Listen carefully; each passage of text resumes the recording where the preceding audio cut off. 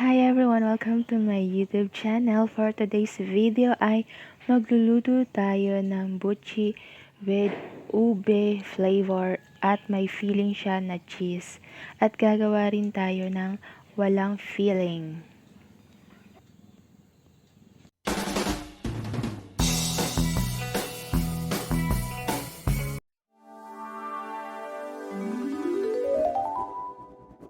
Ayan, maglagay lang tayo ng 2½ cups ng glutinous rice flour sa ating mixing bowl. Then set aside. Ayan, maglagay tayo ng warm water. 1 cup yan. At maglagay din tayo ng white sugar. 1 cup din. Tunawin natin ito. Ayan, natunawan natin. Ilagay na natin ito ng paunti-unti sa ating glutinous rice flour. Ayan, habang nilalagay natin ang tinunaw na asukal, haluin natin yan.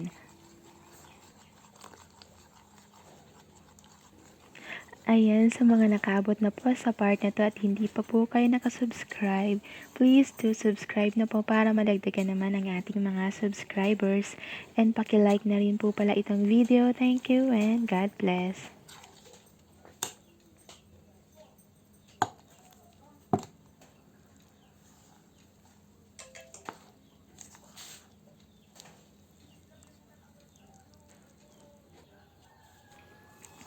Ayan, okay na ang ating glutinous rice flour.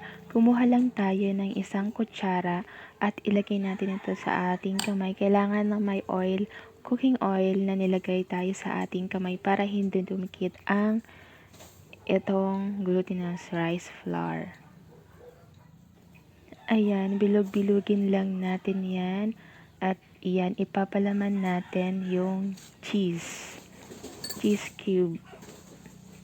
Ayan. Depende sa inyo guys kung gaano kalaki ang ilalagay ninyong cheese.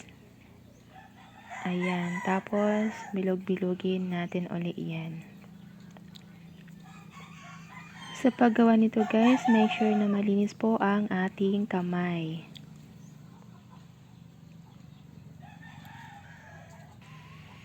Ayan guys, repeat the process lang. Kuha tayo ng 1 kutsara at ilagay sa kamay, bilog-bilugin. Ito guys na second na gagawin natin ay hindi na natin lalagyan ng palaman or filling. Plain lang siya.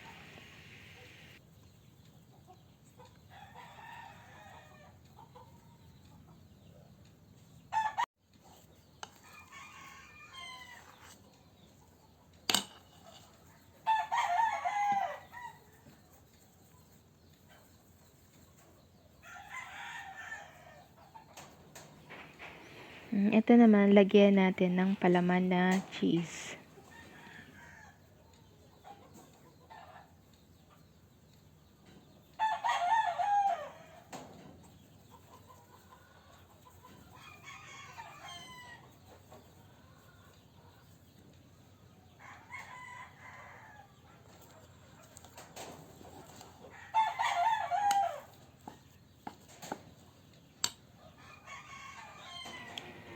Ayan guys, itong natira, lagyan natin ng ube flavor. Ayan, mga 2 teaspoon lang. Tsaka natin halu-haluin.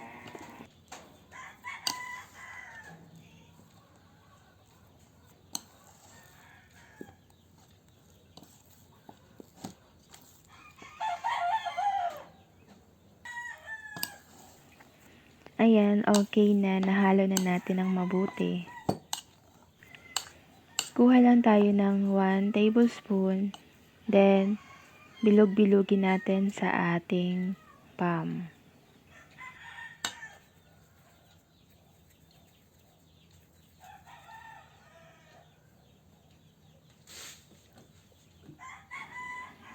Ayan, kuha tayo ulit ng 1 tablespoon. Bilog-bilugin natin sa ating kamay. At yan, lagyan natin ito ng filling na cheese.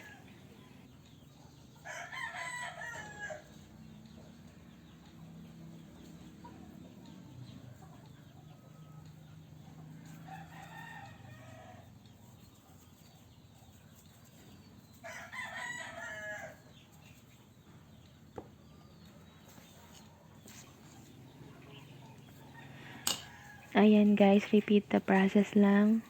Kuha ng 1 tablespoon, bilog-bilogin at lagyan ng palaman na cheese.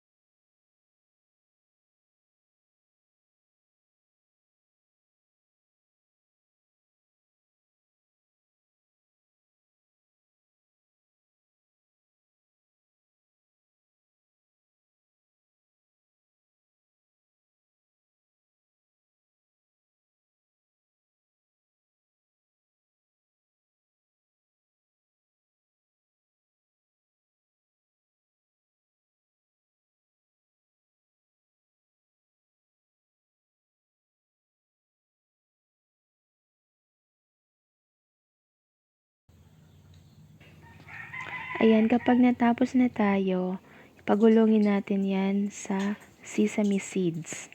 Ayan, dapat na-coat siya lahat. Tapos, bilog-bilogin natin ulit.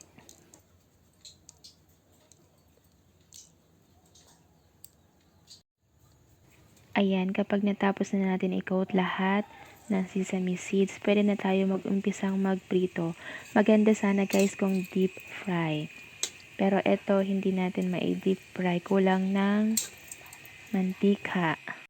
Ayan, unahin natin guys na prituin yung walang mga palaman.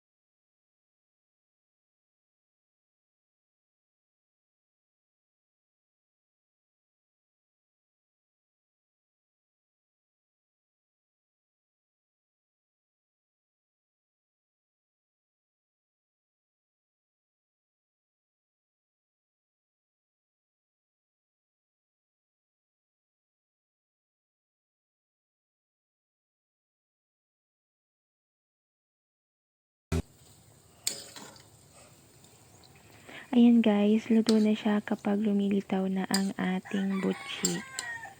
Ayan, pwede na natin yan hanguin.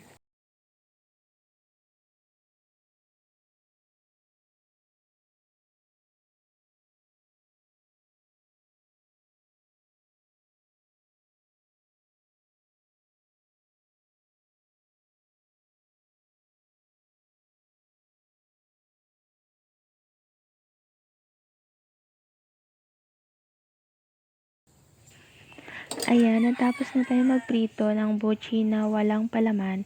Ito naman na lulutuin natin or piprituhin natin ay yung may filling na cheese.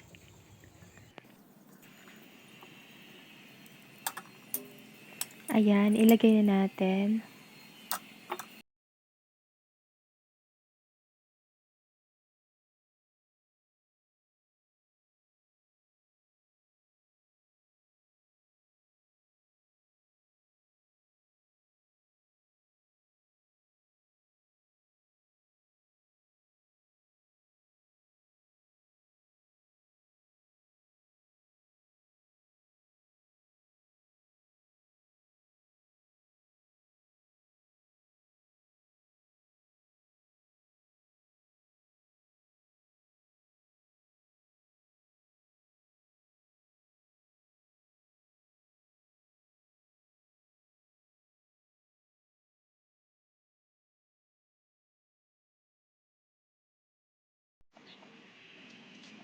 Ayan, luto na.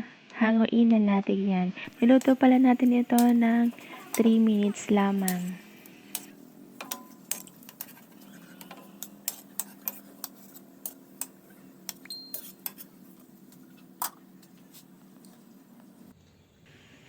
Ayan guys, ito na ang ating prinito na butchi.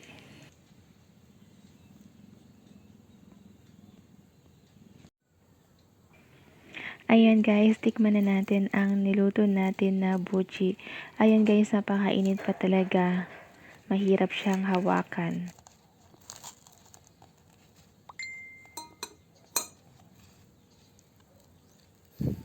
Ayan guys, napakasarap niya talaga, lalo na yung may cheese filling. That's all for today's video guys. Thank you for watching. Sana nagustuhan nyo ang ating video for today. And pakihit na rin ang notification bell for more updates. Thank you and God bless. Sana ay manood po kayo ulit sa ating mga susunod na i-upload na mga videos. Thank you and God bless.